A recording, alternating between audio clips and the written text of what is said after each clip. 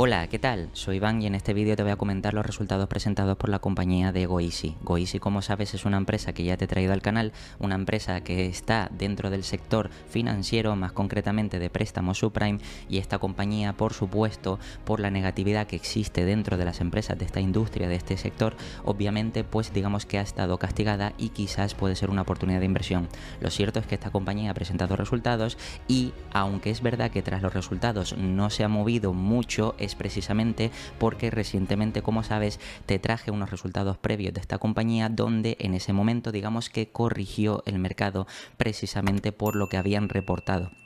En ese vídeo, como sabes, te explicaba que realmente muchos problemas o muchas cosas que habían presentado no eran negativas, de hecho eran positivas, lo que pasa que el mercado lo ha entendido al revés y al bajar en este caso la rentabilidad bruta de préstamos al consumo, el mercado entiende que la compañía genera menos beneficio cuando realmente lo que significa es que tienen clientes de mayor calidad crediticia. Como sabes, si los clientes a los que se les cobra unos intereses, si ese cliente tiene más riesgo, se le tienen que subir los intereses y obviamente si en este caso los préstamos al consumo de esos clientes bajan pero siguen en un rango más o menos considerable, pues eso quiere decir que esos clientes en concreto tienen una mayor calidad crediticia o, dicho de otra manera, digamos que es más fácil que puedan llegar a devolver el préstamo sin problema y por tanto Goeasy mantener o pueda mantener la tasa de morosidad bastante baja. Todo eso, como digo, lo expliqué en el vídeo anterior, pero ahora digamos que la compañía ha presentado resultados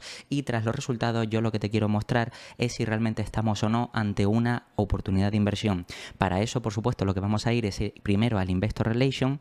donde, como sabes, aquí voy a decirte los puntos más destacados sobre la compañía para ver si realmente es o no o han tenido un buen desempeño. En este caso aquí, como puedes ver, en cuanto a originaciones de préstamos, 839 millones, un aumento del 16% desde los 722 anteriores. Al mismo tiempo también crecimiento de préstamos 255, un aumento del 11% desde los 230 millones anteriores. La cartera de préstamos totales o bruta, en este caso, 4.39 billions, un aumento del 28% desde los 3,43, lo que quiere decir que esto es un crecimiento bastante interesante. Y en cuanto a ingresos, 383 millones, un aumento también del 19% desde los 322 millones. Lo que, como ves, esto es un crecimiento bastante bestia y por supuesto estamos hablando de una compañía que es capaz de crecer a tasas de doble dígito y además bastante altas. Pero es que eso no es todo, sino es que además los EPS diluidos, como puedes ver, fueron de 4,88 y los diluidos ajustados de 4,32, que en este caso es un aumento del 13%.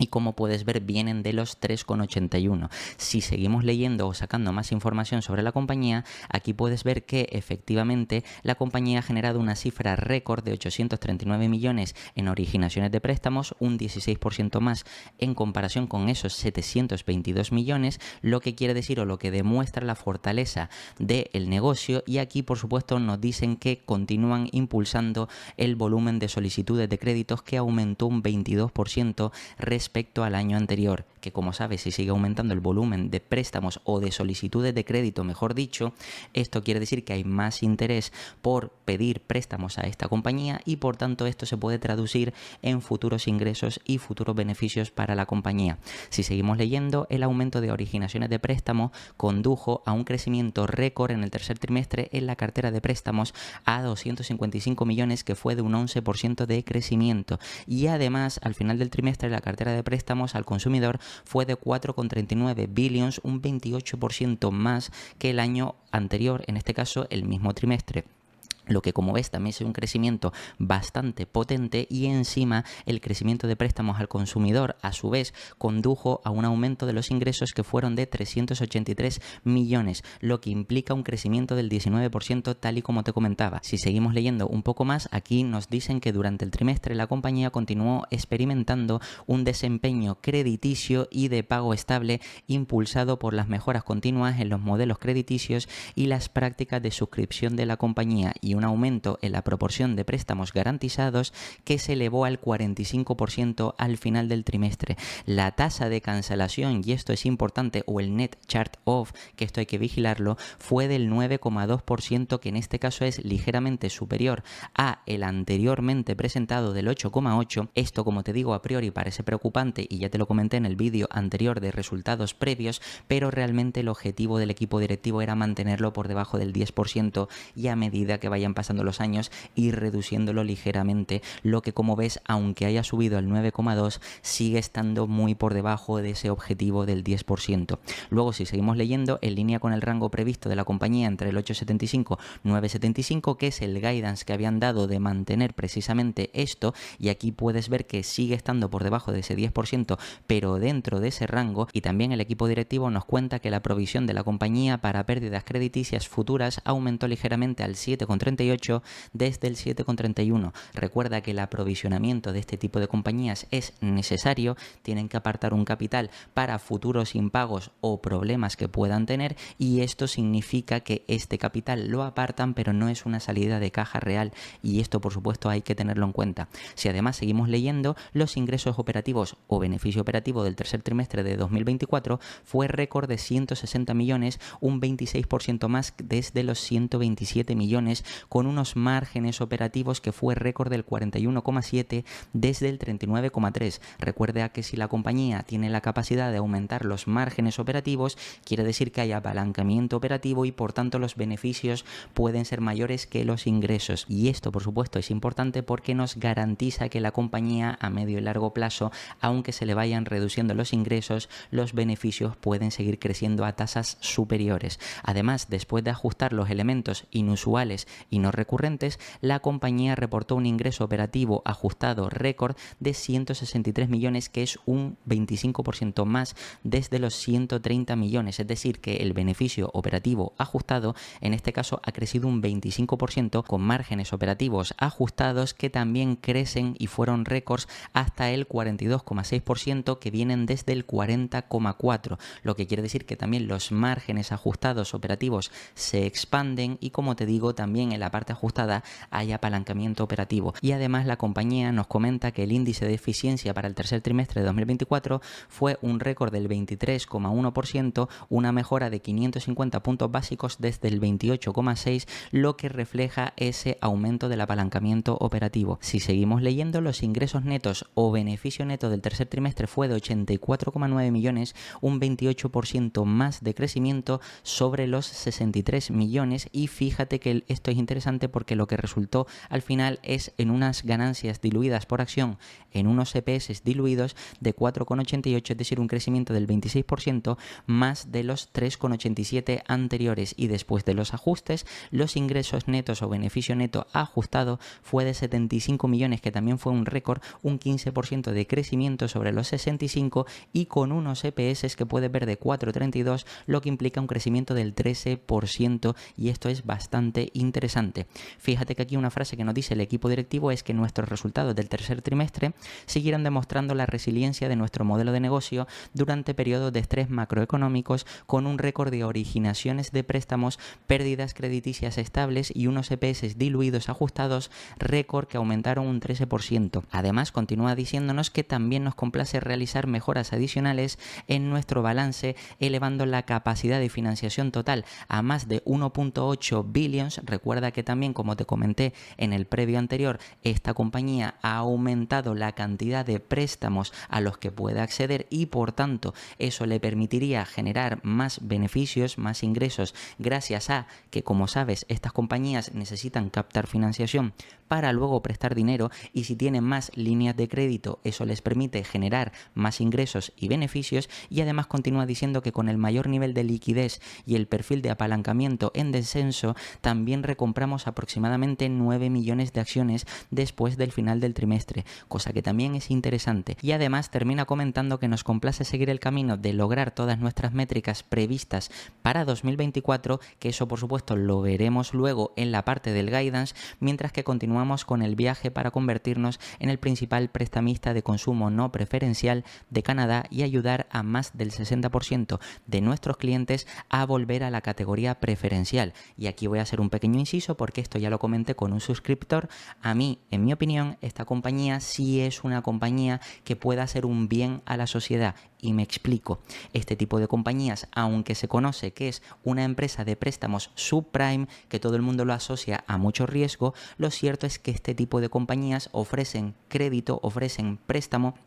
ofrecen liquidez a esos clientes que en entidades financieras estándares, normales, se lo deniegan. Y precisamente si les deniegan la financiación, esos clientes, si quieren o necesitan ese capital para proyectos, para, por ejemplo, solventar sus problemas crediticios, entre otras cosas, pues si no pueden acceder a esa forma, este tipo de empresas les da acceso a capital. Obviamente con una tasa mayor de tipo de interés, precisamente porque estos clientes tienen un mayor riesgo, pero al final si los clientes terminan cumpliendo todos los pagos y devolviendo el préstamo, al final eso lo que hace es darle puntos para volver a la categoría preferencial, es decir, salir de la lista de morosidad o salir de la lista de clientes de alto riesgo y por tanto que puedan volver a acceder a capital de una forma más normal en cualquier entidad financiera. Por tanto, este tipo de empresa está contribuyendo a un servicio para este tipo de clientes que no podrían acceder a capital de ninguna otra forma, y este tipo de servicios no solo ayuda al cliente sino también a la sociedad, precisamente porque si lo que hace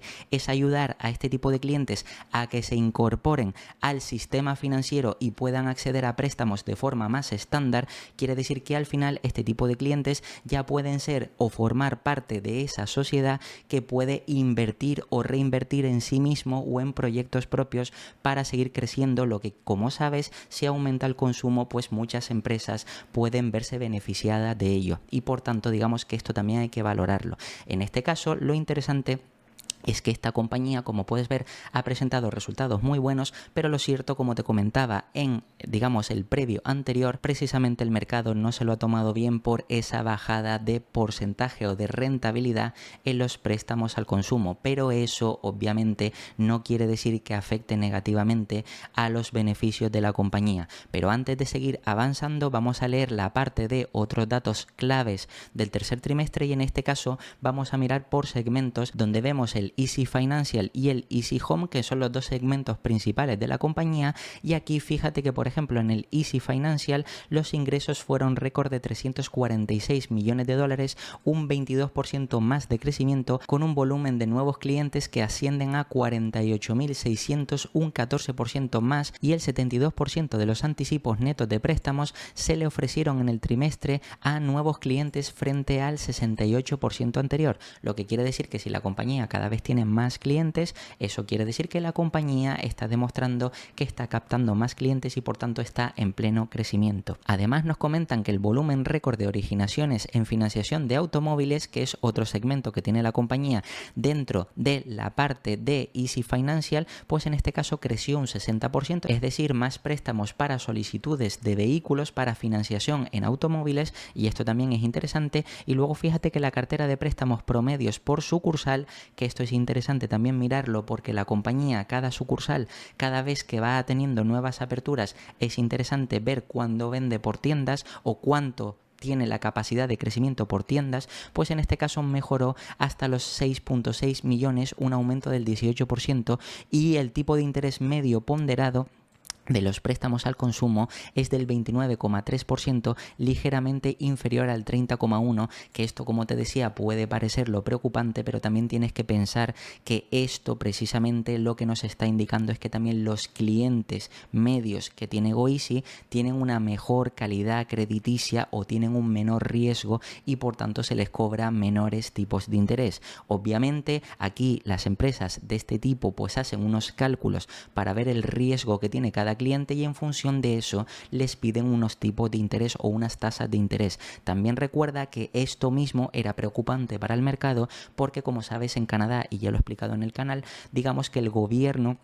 quería limitar para este tipo de empresas la tasa máxima a la que le pueden cobrar a este tipo de clientes, pero obviamente no pueden limitarlo al máximo porque, como te digo, esto es una alternativa real que tienen este tipo de clientes, y si este tipo de clientes no pueden acceder o se les prohíbe acceder a este tipo de préstamos a muy altos intereses, es decir, que habrían empresas, si se capan, que dejarían de ofrecer estos servicios o estos préstamos, pues obviamente esa parte de los clientes o esa parte de la sociedad estaría descontenta y al mismo tiempo no tendría acceso a capital. Por tanto, como te digo, realmente, aunque hayan bajado la tasa de interés media de préstamos al consumo, ves que están por debajo de la limitación del gobierno y además esto ha beneficiado a GoEasy porque le ha quitado competidores de en medio, precisamente porque no han sido capaces esos competidores de optimizar el negocio y por tanto es necesario para ellos pedir préstamos más altos o tipos de interés más altos en esos préstamos,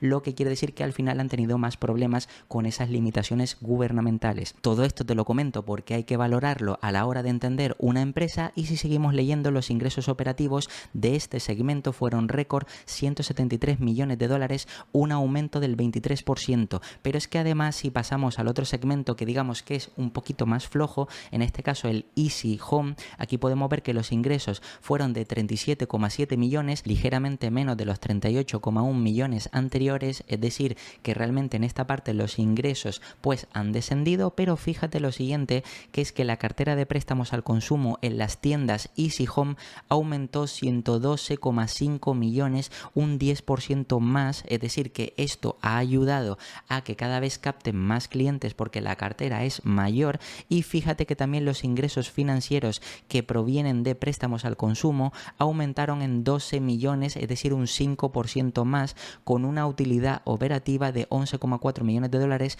lo que significa que han crecido un 23% más. Y por supuesto, esto lo que quiere decir, como ves, es que aunque hayan bajado los ingresos, como ves, al final la compañía, por apalancamiento operativo, es capaz de generar mayores beneficios de los ingresos que genera. En términos generales, la compañía, fíjate que está clasificada en la lista de empresas de mayor crecimiento de Canadá 2024, como puedes ver. Además, fíjate que es el 93º trimestre consecutivo de beneficio neto positivo. 2024 marca el 20º año consecutivo de pago de dividendos y el 10º año consecutivo en aumento de dividendos. Es decir, que esto, si también estás buscando una empresa que reparta de manera sostenible los dividendos, ves que esta compañía ha repartido durante muchos años consecutivos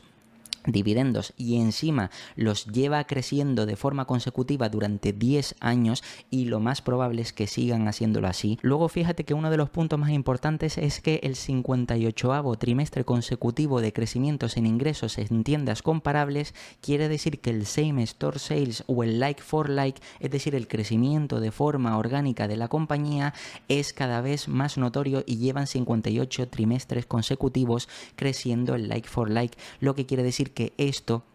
beneficia obviamente a la compañía. Recuerda que el like for like o el same store sales, lo que hacemos es comparar las tiendas ya existentes sin tener en cuenta las nuevas aperturas, porque obviamente cuando tienes una nueva apertura en una zona tienes más ventas, pero si descartamos ese impulso por las nuevas aperturas, vemos el crecimiento orgánico propio de la empresa. Y si llevan 58 trimestres consecutivos creciendo el like for like, significa que el crecimiento orgánico de esta compañía prácticamente está garantizado. Además, si seguimos leyendo, fíjate que el total de clientes atendidos aproximadamente 1,5 millones, lo que quiere decir que da más capacidad a este tipo de clientes, a esta parte de la sociedad que no pueden acceder a préstamos, y por tanto ayuda directamente a este tipo de personas. Y no solo eso, sino que además adquirieron y originaron orgánicamente más de 15.000 millones en préstamos, lo que quiere decir que, como sabes, todo esto al final se puede traducir en unos mayores ingresos y en unos mayores beneficios. Por supuesto, la rentabilidad ajustada sobre el capital, en este caso para este tipo de compañías, debemos mirar el ROE, y aquí es del 25,7% frente al 26,6%, que esto se ha reducido ligeramente, pero recuerda que las métricas de eficiencia están para decirnos por anticipado más o menos cuándo podemos, o cuánto, mejor dicho, podremos llegar a obtener a largo plazo si invertimos en esta compañía, ya que es la capacidad de reinversión que tiene esta compañía en el propio negocio. Esto quiere decir que si invertimos a largo plazo, seguramente podríamos llegar a obtener una rentabilidad cercana a este 25,7%, cosa que como ves está bastante interesante. Y además el costo promedio ponderado de los préstamos totales utilizados es del 6,6% frente al 6,2%, lo que quiere decir también que si los costes al final son más bajos, recuerda que este tipo de compañías se financian y por supuesto tienen que pagar tipos de interés para luego prestar ese capital con un mayor tipo de interés, pues si el coste de esos préstamos es más bajo, quiere decir que los márgenes se le expanden y por tanto la compañía genera más beneficios por apalancamiento operativo. Pero es que eso no es todo, sino es que además la deuda neta a capitalización neta del 73% a 30 de septiembre de 2024 en línea con el perfil de apalancamiento objetivo de la compañía, es decir que también la parte de deuda neta o endeudamiento también está en línea con lo que planteaba el equipo directivo. Por supuesto, como puedes ver, todos estos resultados son muy buenos y además, para no alargar el vídeo, puedes ver que aquí tienes los resultados a 9 meses que también han sido muy positivos y de los que luego te haré un pequeño comentario para que veas en la parte de valoración qué cálculos debemos tener en cuenta. Fíjate que en el balance o en la parte del balance, activos, liquidez, etcétera, etcétera, aquí por ejemplo nos comentan esas líneas de crédito que te comenté en el vídeo precisamente anterior, donde nos enseñaban la actualización que podían acceder a nuevos pagarés, nuevas notas, etcétera, etcétera, para poder, digamos, captar capital más barato con una media de interés, como puedes ver, del 6%, y por supuesto todo esto lo que les permite es prestar un mayor volumen de capital para luego generar mayores intereses y por tanto mayores beneficios para la compañía. Y por supuesto la compañía, como podemos ver, también ha aumentado los activos totales gracias al aumento, lo han aumentado un 24% gracias al impulso por el crecimiento de la cartera de préstamos al consumo, lo que, como te digo, si cada vez tienen más clientes que piden préstamos para el consumo, pues esto quiere decir que la compañía tiene más crecimiento por esa parte. Por supuesto, aquí también tenemos más información interesante que, como siempre digo, es importante que te lo leas, y si vamos por ejemplo aquí al punto de dividendo, podemos destacar que ha aprobado un dividendo trimestral de 1,17 por acción que se pagará el 10 de enero de 2025. Además, si seguimos bajando un poco más, podemos llegar aquí para ver realmente el balance, la P&L, etcétera, y ver la parte cuantitativa de la compañía, donde realmente vemos que el cash pues ha aumentado de 144 millones a 151 millones, cuentas por cobrar de 30 a 39, gastos prepago de 9 a 12, préstamos al consumo por cobrar, que esto por supuesto son los préstamos que se dan y que tienen que recuperarlos, pues fíjate que han aumentado, y esto es positivo porque quiere decir que si han dado más préstamos, esos préstamos al recuperarlos obtendrán unos mayores intereses que se traducen en beneficios.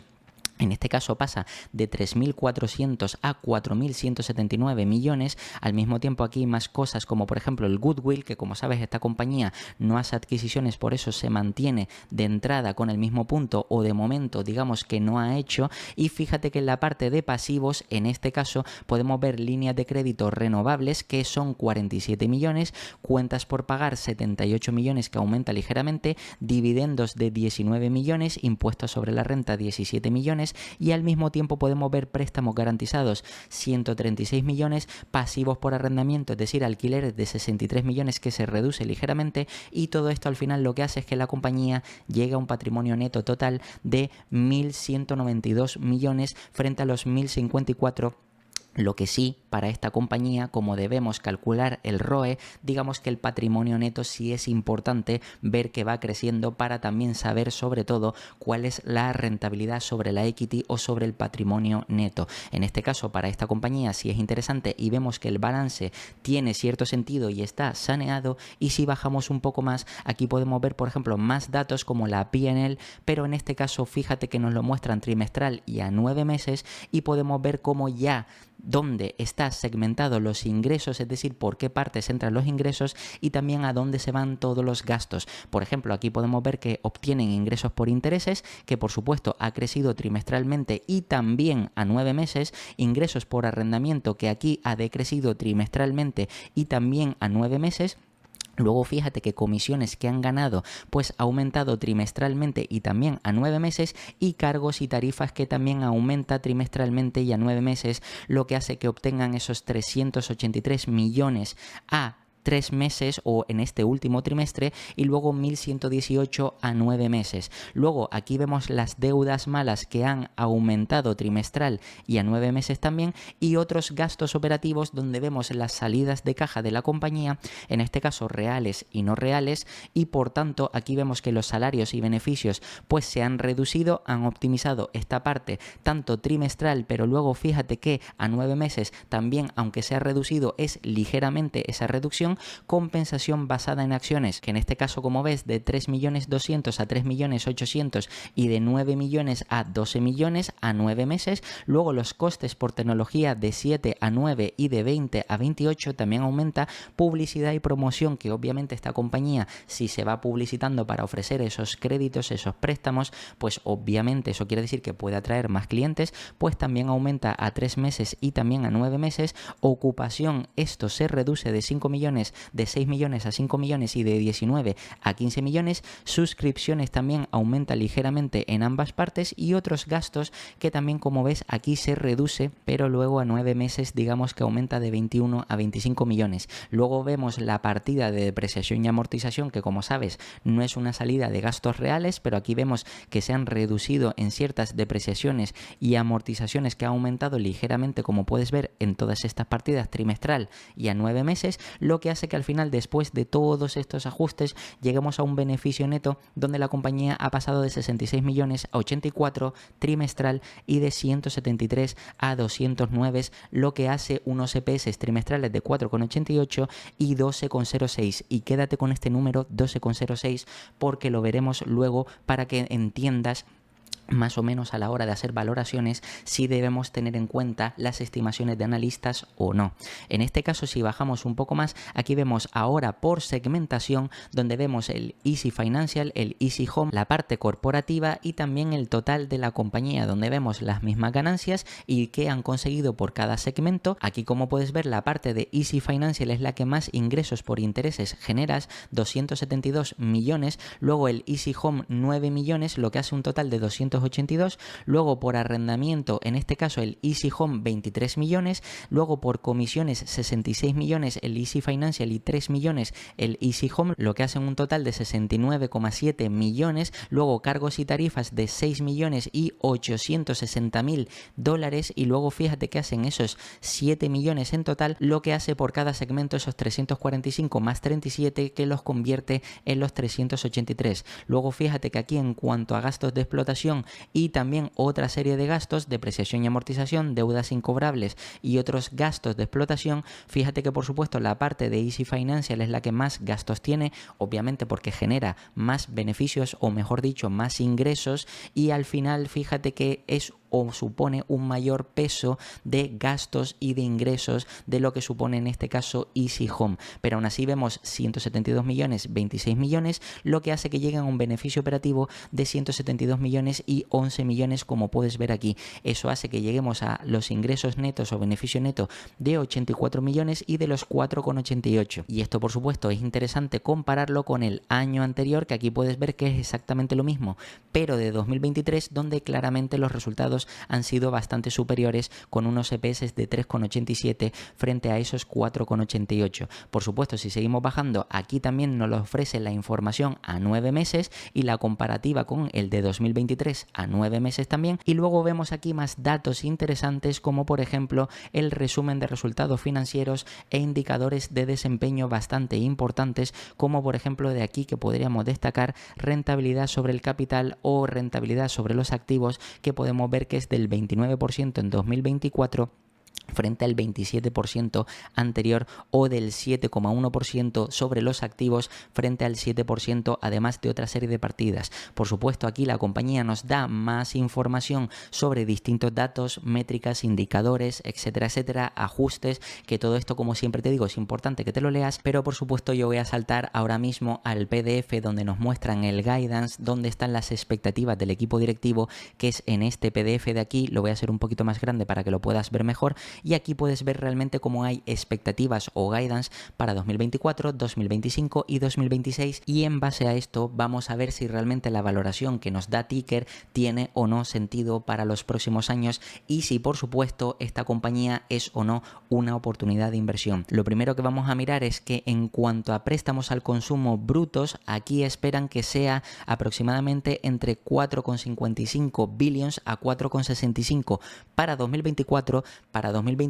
entre 5,30 y 5,60 billions y para 2026 entre 6 y 6,40, lo que quiere decir que si la cartera bruta de préstamos al consumo crece, obviamente sobre eso pueden generar unos mayores ingresos y unos mayores beneficios. Luego aquí el total de los ingresos que prevé la compañía es para 2024 entre 1,5 billions 1,6, luego para 2025 entre 1,6 1,8 y luego para 2026 entre 1,75 1,95. Aquí vemos la evolución de los ingresos que prevé el equipo directivo. Luego, en cuanto a la rentabilidad de esos préstamos al consumo, fíjate que para 2024 esperan que se sitúe entre el 33 al 35%, luego para 2025 entre el 31,25 33,25 y luego para 2026 entre el 29,5 31,5. Recuerda que esto a priori, que es la rentabilidad sobre los préstamos al consumo que está descendiendo, puede parecer, si haces la lectura incorrecta, que realmente la compañía pues cada vez está generando menos beneficios porque cada vez está perdiendo más capacidad de generar esos beneficios, pero lo cierto es que con la tasa de interés o la rentabilidad de los distintos préstamos sí cada vez es más baja. Esto quiere decir que cada vez hay más seguridad de obtener esos beneficios gracias a la calidad crediticia de los clientes, y al final también recuerda que si de aquí al futuro el gobierno canadiense limita los tipos de interés que se pueden cobrar por los préstamos al consumo, pues si la compañía al final va bajando la yield de los préstamos al consumo porque los tipos de interés van bajando, obviamente esas futuras legislaciones o esas futuras regulaciones no afectarán negativamente a la compañía, y esto es importante tenerlo también en cuenta. Luego, por supuesto, como te comenté antes, la tasa importante de cancelación o el net chart off, como puedes ver, esperan que se sitúe entre el 8-10% para 2024, que como vimos en el guidance anterior, más o menos habían presentado en el tercer trimestre un 9 y pico, es decir, que aunque había subido sigue estando en ese rango, pero luego para 2025 entre el 7,75 9,75 y para 2026 entre el 7,5 y 9,5%, lo que quiere decir que si esto se va reduciendo es bastante más positivo para la compañía. Además, en cuanto a márgenes operativos, la compañía espera incrementarlos pasando del 39% en 2024 al 42% o más del 42% a 2026, y con un retorno sobre el patrimonio neto que se mantenga en el 21% o superior al 21%, lo que esto quiere decir que nosotros como accionistas podríamos obtener esta rentabilidad a largo plazo si la compañía hace las cosas bien. Por tanto, como has visto, esto es importante tenerlo en cuenta, y ahora sí, si me voy a la parte de ticker donde vamos a ver realmente la valoración de la compañía, lo importante es que aquí podemos ver que la compañía, que recuerda que se calcula o por book value o por PER, yo en este caso voy a calcularlo por PER, y puedes ver que la compañía está cotizando a 9 veces PER.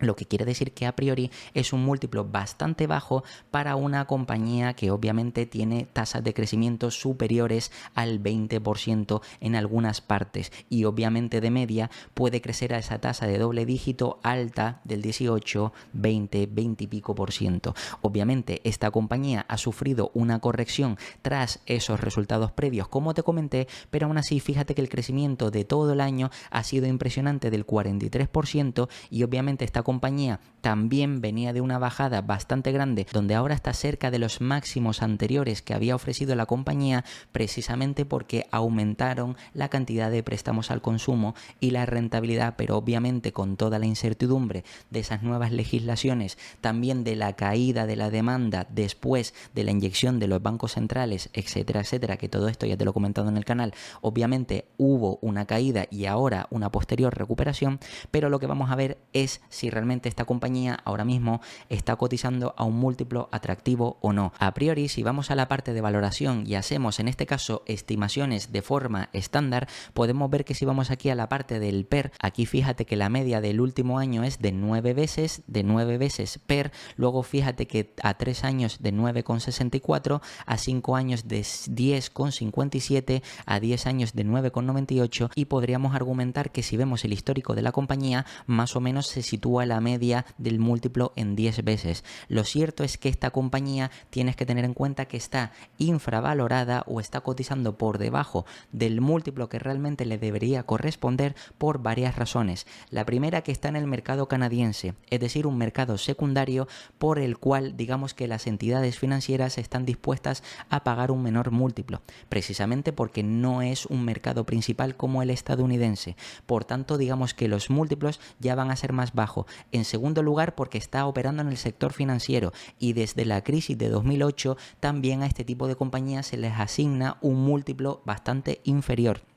Ten en cuenta que esta compañía es, y como veremos ahora en la parte de estimaciones, es y ha sido una compañía que ha crecido a tasas superiores al 20%, y obviamente todavía sigue siendo una compañía que es una compañía que tiene una capitalización bastante baja, lo que quiere decir que todavía le queda bastante crecimiento. Por tanto, como puedes ver aquí, capitaliza a $3.000 canadienses, que obviamente todavía significa que es una compañía bastante pequeña, lo que quiere decir que le quedaría bastante crecimiento por delante, y como vemos realmente si el múltiplo de media está a 10 veces, aunque ha estado cotizando a 15, ha llegado a cotizar a 17, 18, y también el punto bajo ha estado a 3 veces que te la ha ofrecido el mercado en medio de la pandemia, cuando lo cierto es que en momentos de incertidumbre es cuando más clientes piden préstamos y por tanto la compañía es capaz de generar más beneficios en entornos adversos económicos,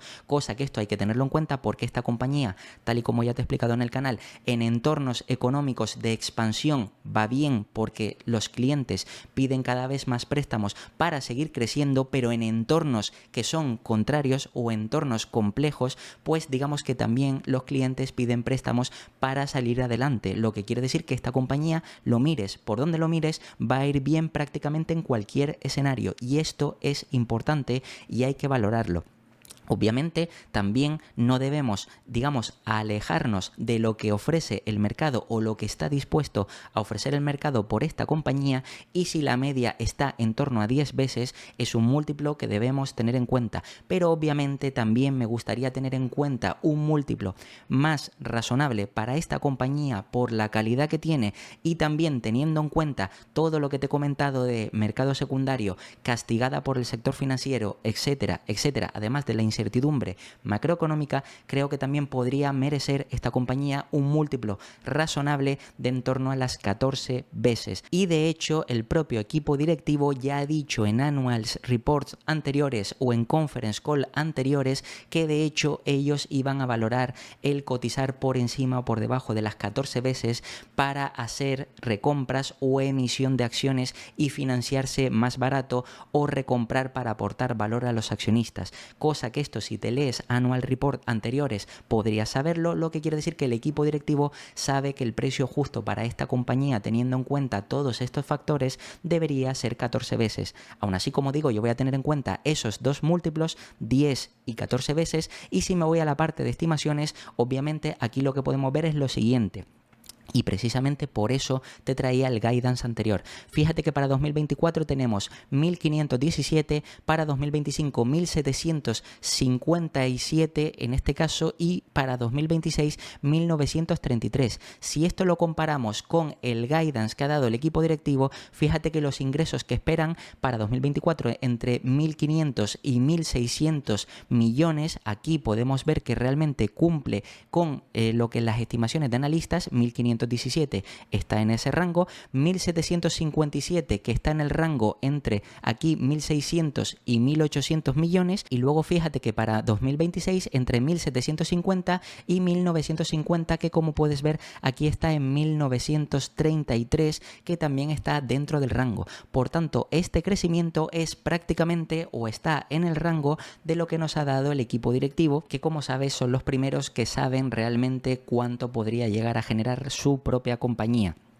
Por tanto, si vemos y analizamos este equipo directivo que siempre han cumplido con los guidance y además suelen ser conservadores, fíjate que este crecimiento de analistas coincide con el crecimiento del equipo directivo, cosa que lo podemos dar por bueno. Ahora bien, por supuesto no hay estimaciones para 2027, pero este 13% tiene sentido, incluso puede ser conservador porque la media de crecimiento de la compañía se espera que sea del rango del 15%. Aún así, también podríamos darlo por bueno. Sin embargo, si bajamos a la parte de EPS, aparte de que no tenemos estimaciones para 2027, puedes ver que, por ejemplo, aquí en EPS normalizados se espera que para 2024 el crecimiento sea de 17,01.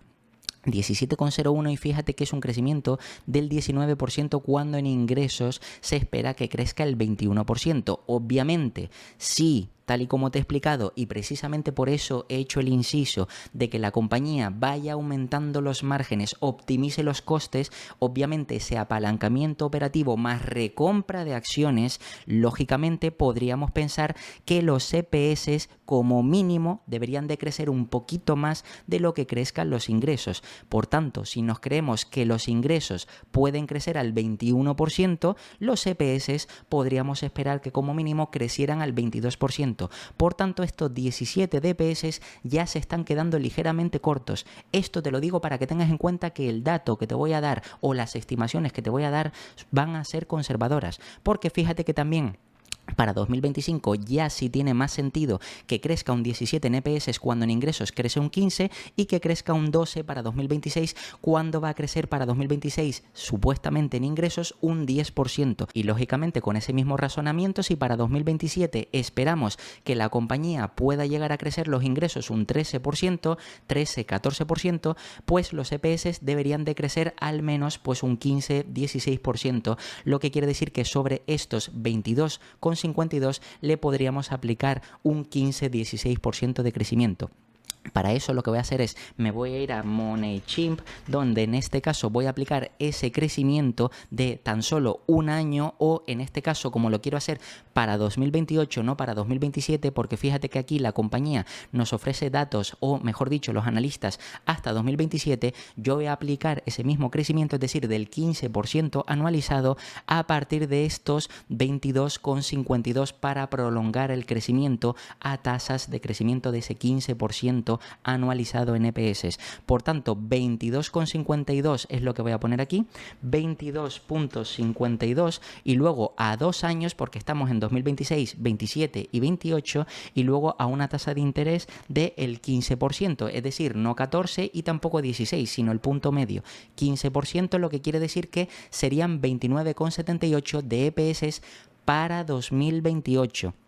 Una vez tenemos en cuenta los EPS que puede generar la compañía para 2028, aquí me voy a ir a la calculadora y fíjate que en primer lugar le voy a asignar estos 29,78, y esto lo voy a multiplicar primero por las 10 veces de media que ha cotizado esta compañía, teniendo en cuenta que sí, el crecimiento es interesante, pero seguirá siendo una empresa pequeña, seguirá siendo una empresa que cotiza en Canadá, seguirá siendo una empresa que está en el sector financiero, y todo eso es razón suficiente para que el mercado pueda pagar un múltiplo bajo a pesar de que no se lo merezca. Por eso le voy a asignar 10 veces, lo que quiere decir que el precio objetivo sería 297. La compañía está cotizando ahora mismo a 179. Y esto a 4 años. Este sería el escenario conservador, es decir, aplicándole un crecimiento de EPS razonable y el múltiplo medio que es bajo, pues como puedes ver, la compañía te podría llegar a ofrecer o podría llegar a pasar de 179 a 297.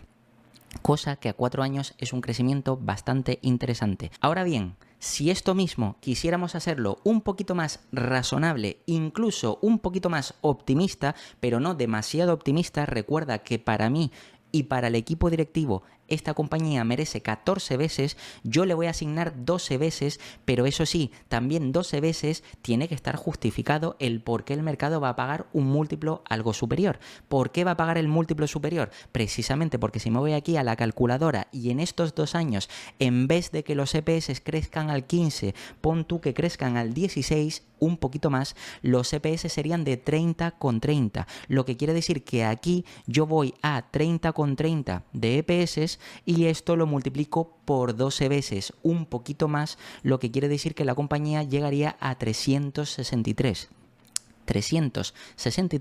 y fíjate que si me voy aquí a calculadora, retorno, estamos hablando de que el precio actual de la compañía son 179, por tanto voy a poner aquí 179 en primer lugar y precio objetivo, fíjate que el actual son 363 a 4 años porque he calculado hasta 2028, fíjate que sería un 19% anualizado y esto tiene sentido porque si la compañía crece a tasas cercanas al 20%, al final tú lo que obtendrías es una tasa cercana del 20% de rentabilidad. Obviamente este sería el escenario más estándar, quizás un poquito optimista, teniendo en cuenta que la economía se recupera, que el mercado está dispuesto a pagar un múltiplo algo superior por una compañía como Goeasy que tiene crecimientos de en torno al 20% y que obviamente además el último periodo termina creciendo a tasas del 16%. Recuerda que es lógico gracias a la recompra de acciones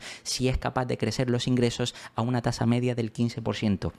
15% en ingresos, 16% aproximadamente o 14%, 16% en EPS, un poquito más por ese efecto de recompras más apalancamiento operativo, cosa que tiene sentido. Por tanto, como puedes ver, la rentabilidad es del 19%, pero también recuerda que estaba el escenario más conservador o más pesimista, que en este caso sería con 10 veces de múltiplo, que eran aproximadamente sobre los $290 y en este caso sería del 12,8%. ¿Esto qué quiere decir? Que estás invirtiendo en una compañía small cap que obviamente está en un sector bastante castigado, pero que la compañía, como ves, en cualquier entorno macroeconómico se beneficia y por tanto en el peor de los casos o en uno de los peores casos, porque obviamente también es verdad que puede aparecer de aquí al futuro algún cisne negro donde por supuesto el mercado pague un múltiplo puntualmente inferior por la compañía, yo no estoy teniendo en cuenta eso porque no soy adivino,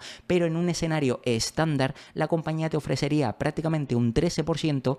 Recuerda, por supuesto, que esta compañía además te reparte dividendos, un 2% de yield, un 2% adicional que le tienes que sumar de rentabilidad, lo que quiere decir que este 12,82 te irías a un 14,82, un 15% y el 19% te irías a un 21%, lo que como puedes ver esta compañía te puede ofrecer una increíble rentabilidad a largo plazo. Y nada, esto ha sido todo sobre los resultados de Goeasy. Como siempre te voy a dejar aquí 2 vídeos para que sigas aprendiendo, te puedes suscribir y dejarme un comentario y nada, nos vemos en el próximo.